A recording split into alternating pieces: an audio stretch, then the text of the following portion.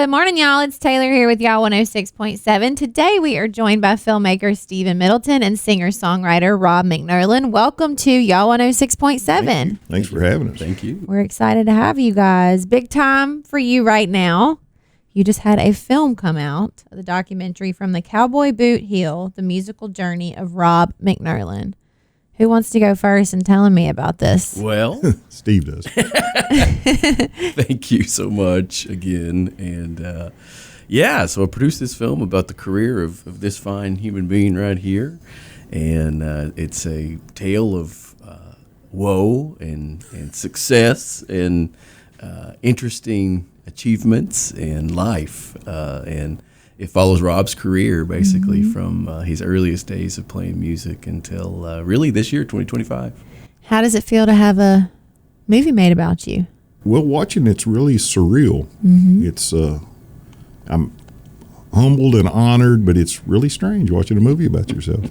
I bet. Yeah. It's probably like a full circle moment too. Like seeing all the different pieces of your life come back together again. It is. It is. And there's a lot of things I had forgotten about that we dug up old footage of and tour posters and things that I didn't even remember. Yeah. Now, how did you discover your traditional country gospel sound? Mom and Dad. Yeah. They had a great record collection. Mom had all the Elvis and Sun record stuff, Johnny Cash, especially the Johnny Cash got to me. From the 50s, and Dad had Hank Williams and Tex Ritter and Sons of the Pioneer albums, and they listened to them all the time. Brought us to the Grand Ole Opry once a year, and I just fell in love with all of it. Yeah. Well, so Johnny Cash, we were talking about your guitar before this. Johnny Cash was when I took my first guitar lesson, I said, I want to play like Johnny Cash. And that's really kind of what I did, is because once I could play chords and stuff, I wanted to sing. I never became a lead guitar player or anything. I'd let some of the fancy guys do that, but Well, with a voice like that, you were meant to sing. well, thank you. Thank you.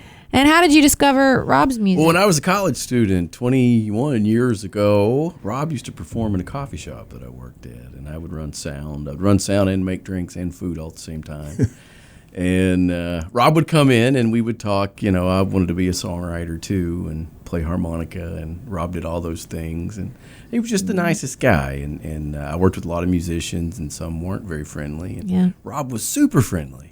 He would talk to me about Neil Young and bluegrass music and Bob Dylan and the Grateful Dead. And I remember asking him what harmonicas he'd recommend. You know, and we talked for like 15 minutes about harmonicas. And I was like, I like this guy. So you've known each other for a while then. Yeah. So what was it like working together? Well, that's really, I would say we were always friends, but we hadn't really hung out that much. And I mean, we're great friends now because we've hung out a lot and had a lot of laughs together. And other times it was just running across each other at a festival. And he did a TV show for a while that I was a guest on once. And so we knew each other, but now we're really friends and know a lot more about each other. It's great. Yeah. Were there any difficulties in making this film? I'm sure like any project, you run into some road bumps. The production was pretty smooth, sign of the times maybe, but our greatest difficulty was converting old tape. Yes. 1/4-inch tape, Betamax tape. I don't know if there's any machines left in the United States for some of those things. Yeah, there was a whole box of beta tapes that we couldn't find a machine that worked. And another difficulty was just lining up some of the people. There was some people that we wanted that I suggested. I mean, when I say we, he's the filmmaker. I didn't do anything but live a life. But there was a couple of guests that we thought we had but didn't, and it just scheduling problems and things like that. But so, what is maybe the overall message that you're hoping audiences will take away from this film? Well, honestly, I think it's people learning who Rob McNurlin is, if you didn't already know, and understanding the life of a songwriter and a performer for 30 plus years. It's not easy doing what you've done, and but it's a good story, the life that he's lived and the travels and the music he's recorded, and especially the people he's met and impacted. So in the film, a lot of people have some good memories of Rob, and I think we can all hope people remember us that way. That's special. And you'd recently had a screening of the film.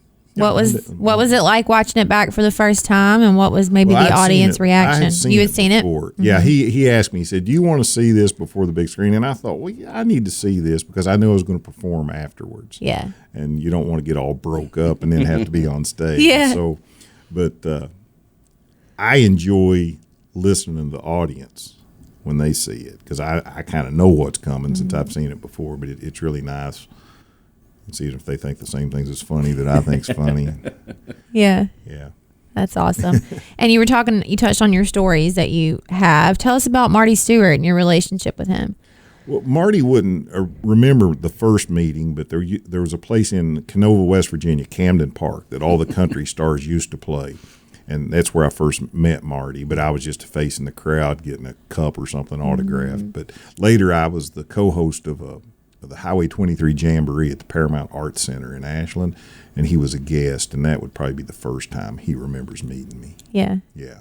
You guys. He's just been such a nice person to me, and I became real good friends with him and Kenny and all the guys in the band. And Kenny, I did a TV show, and Kenny was a guitar player on my TV show, and Kenny's produced 2 of my records and played on 3 of them, and he played with us the other night, Monday night. So you've done a couple TV shows, it sounds like. We going to Hollywood next, maybe? Yeah, this might be the film maybe career I've feature been waiting on. film, yeah. This might be it. That's great.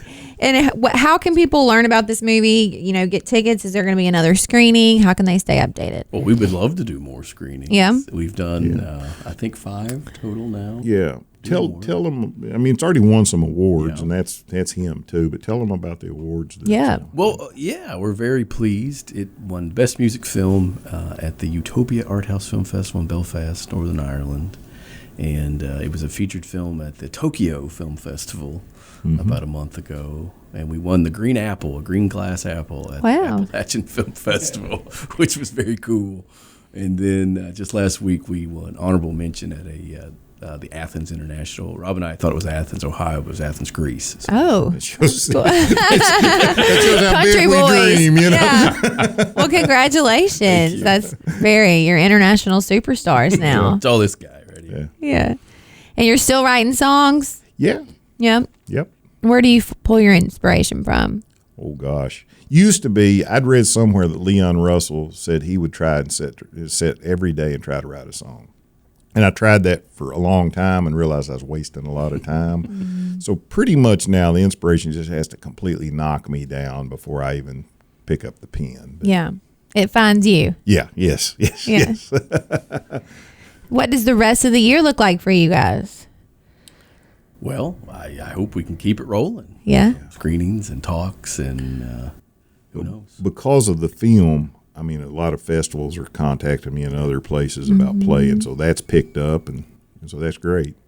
It's really good. That's very special. Yeah. What is there a website for the film? Well, socials? I have a website, staterunmediaproductions.com, but we do have Instagram and Facebook, and I post every update, everything you can think, probably too much stuff on there about the film. And it's on Amazon Prime currently. Yeah. Okay. That's a big one. Well, we're excited about that one. How about you? Socials for people to keep up with you? Just my Facebook page. Facebook page? Yeah, I had a web page for a zillion years, and during COVID, like so many other things, the company went out of business, and I just didn't even re-up it because I was doing most of the stuff on Facebook anyway. Yeah, so I just let the website. That's where people you get all the information you need. You're good to go. Propaganda Central. Yeah. Well, congrats, you guys. That is so special. Thank you for being here today. Y'all go stream From the Cowboy's Boot Heel, the musical journey of Rob McNurlin on Amazon Prime. Yeah. Thank you all.